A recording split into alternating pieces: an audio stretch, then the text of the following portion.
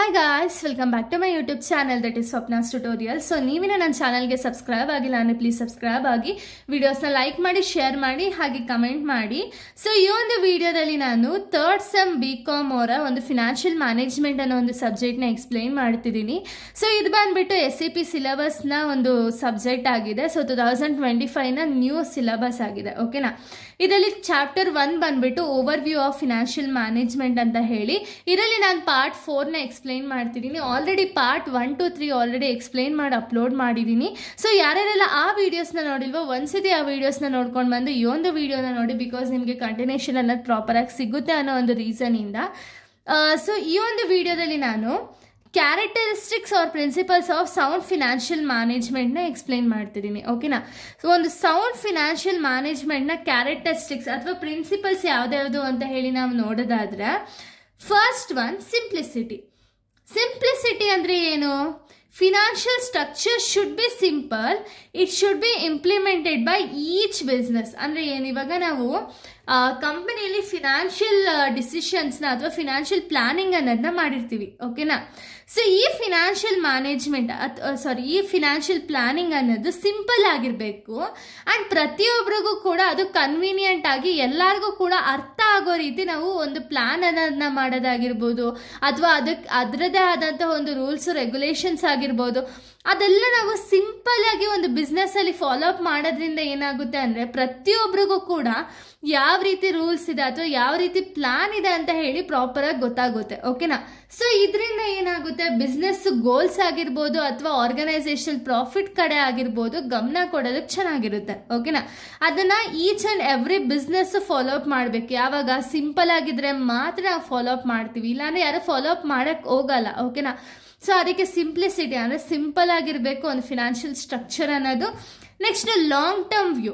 ಈಗ ಯಾವುದೇ ಒಂದು ಬಿಸ್ನೆಸ್ ಸ್ಟಾರ್ಟ್ ಆದರೂ ಕೂಡ ಅದು ಯಾವತ್ತು ಶಾರ್ಟ್ ಟರ್ಮಿಗೆ ಸ್ಟಾರ್ಟ್ ಆಗಲ್ಲ. ಎಲ್ಲ ಬಿಸ್ನೆಸ್ ಸ್ಟಾರ್ಟ್ ಆಗೋದು ಯಾವಾಗ ಅಂದರೆ ಒಂದು ಲಾಂಗ್ ಟರ್ಮ್ ವ್ಯೂ ಇಟ್ಕೊಂಡು. ಓಕೆನಾ, ಸೊ ಇವಾಗ ನಾವು ಫಿನಾನ್ಷಿಯಲ್ ಪ್ಲಾನಿಂಗ್ ಮಾಡಬೇಕಾದ್ರೆ ಪ್ರಾಪರಾಗಿ ಪ್ಲಾನ್ ಮಾಡೋದ್ರಿಂದ ಏನಾಗುತ್ತೆ ಅಂದರೆ ಕಂಪನಿ ಲಾಂಗ್ ಟರ್ಮ್ ಗೋಲ್ ಕಡೆಗೆ ಅಚೀವ್ ಮಾಡೋದ್ರ ಕಡೆಗೆ ಕಾನ್ಸಂಟ್ರೇಷನ್ ಅನ್ನೋದು ಮಾಡುತ್ತೆ. ಓಕೆನಾ, ನೆಕ್ಸ್ಟ್ ಫ್ಲೆಕ್ಸಿಬಿಲಿಟಿ ಅಂದರೆ ಏನು, ಇವಾಗ ಪ್ರತಿಯೊಂದು ಕೆಲಸ ಅಥವಾ ಪ್ರತಿಯೊಂದು ಏನಲ್ಲಿ ರೂಲ್ಸ್ ರೆಗ್ಯುಲೇಷನ್ಸ್ ಆಗಿರ್ಬೋದು, ಫಿನಾನ್ಷಿಯಲ್ ಪ್ಲಾನಿಂಗ್ ಆಗಿರ್ಬೋದು, ಎಲ್ಲ ಸಿಂಪಲ್ ಆಗಿತ್ತು ಅಂದರೆ ವರ್ಕರ್ಸ್ಗಾಗಿರ್ಬೋದು ಅಥವಾ ಒಂದು ಆರ್ಗನೈಸೇಷನಲ್ ಗೋಲ್ಸ್ ಕಡೆ ಆಗಿರ್ಬೋದು ಎಲ್ಲರೂ ಕೂಡ ಅಚೀವ್ ಮಾಡೋದಕ್ಕೆ ಕಾನ್ಸಂಟ್ರೇಷನ್ ಮಾಡೇ ಮಾಡ್ತಾರೆ. ಓಕೆನಾ, ಇದರಿಂದ ಏನು ಫ್ಲೆಕ್ಸಿಬಿಲಿಟಿ ಅನ್ನೋದು ಇನ್ಕ್ರೀಸ್ ಆಗ್ತಾ ಹೋಗುತ್ತೆ.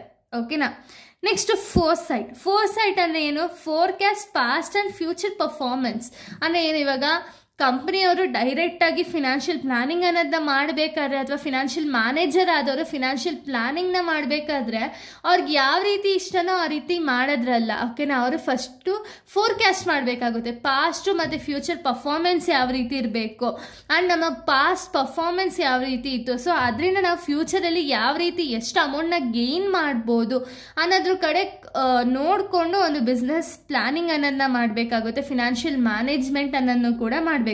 ಓಕೆನಾ, ನೆಕ್ಸ್ಟ್ ಯೂನಿಫಾರ್ಮಿಟಿ ಅನ್ನೋದನ್ನ ಮೇಂಟೈನ್ ಮಾಡಬೇಕಾಗಿರುತ್ತೆ. ಪ್ರಾಫಿಟಬಿಲಿಟಿ ಅಂದರೆ ಏನು, ಇವಾಗ ಈ ಪ್ರಾಫಿಟ್ನ ಇನ್ಕ್ರೀಸ್ ಹೆಂಗ್ ಮಾಡೋದು ಅಥವಾ ಫಿನಾನ್ಷಿಯಲ್ ಮ್ಯಾನೇಜ್ಮೆಂಟ್ನ ನಾವು ಮಾಡಬೇಕಾದ್ರೆ, ಫಿನಾನ್ಸ್ನ ಮ್ಯಾನೇಜ್ ಮಾಡಬೇಕಾದ್ರೆ ಯಾವ ರೀತಿ ಪ್ರಾಫಿಟ್ನ ನಾವು ಇನ್ಕ್ರೀಸ್ ಮಾಡ್ಬೋದು ಬಿಸ್ನೆಸ್ಸಲ್ಲಿ ಅನ್ನೋದ್ರ ಬಗ್ಗೆ ಕಾನ್ಸಂಟ್ರೇಷನ್ ಮಾಡಬೇಕಾಗುತ್ತೆ.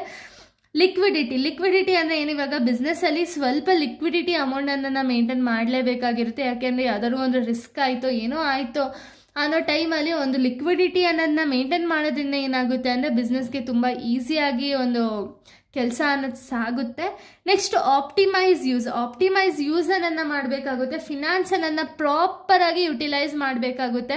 ಈಗ ಯಾವುದಕ್ಕೋ ಬೇಡ ಅನ್ನೋದಕ್ಕೆಲ್ಲ ಫಿನಾನ್ಸ್ನ ಖರ್ಚು ಮಾಡೋದ್ರಿಂದ ಏನಾಗುತ್ತೆ ಅಂದರೆ ಬಿಸ್ನೆಸ್ ಲಾಸಲ್ಲಿ ಹೋಗುತ್ತೆ. ಓಕೆನಾ, ಸೊ ಅದಕ್ಕೆ ಆ ರೀತಿ ಮಾಡ್ಕೊಳ್ದಂಗೆ ಫಿನಾನ್ಸ್ ಅನ್ನೋದನ್ನ ಆಪ್ಟಿಮೈಸ್ ಯೂಸ್ ಅನ್ನೋದನ್ನ ಮಾಡಬೇಕಾಗುತ್ತೆ. ಆ್ಯಂಡ್ ಕಂಟಿನ್ಯೂಸ್ ಅಂದರೆ ಏನು, ಇವಾಗ ಫಿನಾನ್ಸ್ ಅನ್ನೋದನ್ನ ಇನ್ವೆಸ್ಟ್ಮೆಂಟ್ ಮಾಡಿದ ತಕ್ಷಣ ನಾವು ಸುಮ್ಮನೆ ಆಗೋದಲ್ಲ, ಅಯ್ಯೋ ಬಿಡು ಅಲ್ಲಿ ಎಷ್ಟೋ ಅಮೌಂಟ್ ಬರುತ್ತೆ ಅಂತ ಹೇಳಿ ಸುಮ್ಮನೆ ಆಗೋದಲ್ಲ, ಅದನ್ನು ನಾವು ಕಂಟಿನ್ಯೂಸ್ ಆಗಿ ಸೈಕ್ಲಿಂಗ್ ಅಂದರೆ ಕಂಟಿನ್ಯೂಸ್ ಆಗಿ ನಾವು ಅದನ್ನು ನೋಡ್ತಾನೆ ಇರಬೇಕು. ಅದರಿಂದ ಏನಾಗುತ್ತೆ, ಅದನ್ನು ಫಾಲೋ ಅಪ್ ಮಾಡ್ತಾನೆ ಇರಬೇಕಾಗುತ್ತೆ.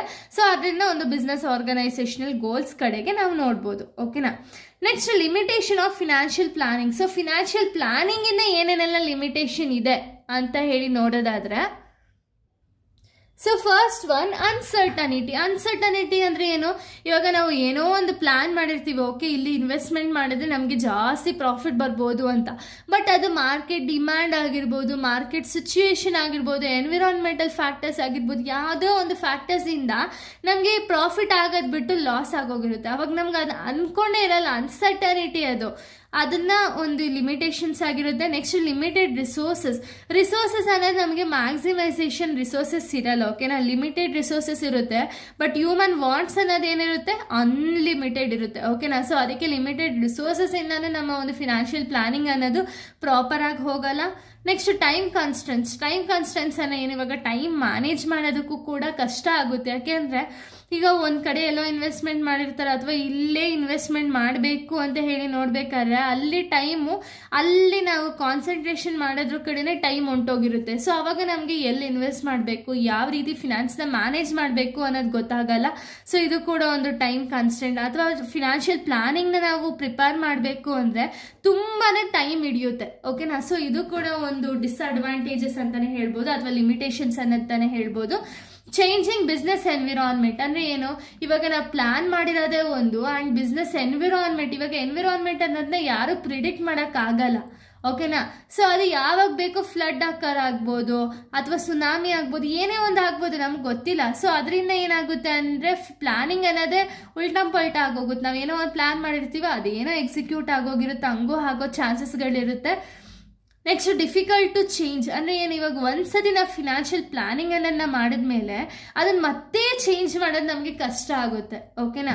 ನೆಕ್ಸ್ಟ್ ಪ್ರಾಬ್ಲಮ್ ಇನ್ ಕೋಆರ್ಡಿನೇಷನ್ ಅಂದರೆ ಏನು, ಇವಾಗ ಪ್ಲಾನ್ ಮಾಡಿಬಿಟ್ಟಿದ್ದೀವಿ, ಇದೇ ಥರ ನಾವು ನಡ್ಕೋಬೇಕು ಅಂತಲೂ ಹೇಳಿ ಗೊತ್ತಿರುತ್ತೆ, ಬಟ್ ಅಲ್ಲಿ ವರ್ಕರ್ಸ್ ಮಧ್ಯೆ ಆಗಿರ್ಬೋದು, ಎಂಪ್ಲಾಯೀಸ್ ಮಧ್ಯೆ ಆಗಿರ್ಬೋದು, ಅಥವಾ ಎಂಪ್ಲಾಯರ್ಸ್ ಮಧ್ಯೆ ಆಗಿರ್ಬೋದು, ಕೋಆರ್ಡಿನೇಷನ್ ಅನ್ನೋದಿರಲ್ಲ. ಇಲ್ಲೂ ಕೂಡ ಬಿಸ್ನೆಸ್ ಪ್ಲಾನ್ ಅನ್ನೋದು ಫೇಲ್ಯೂರ್ ಆಗುತ್ತೆ, ಅಥವಾ ಇದು ಕೂಡ ಒಂದು ಡಿಸ್ಅಡ್ವಾಂಟೇಜಸ್ ಅನ್ನೋದಾಗುತ್ತೆ, ಓಕೆನಾ.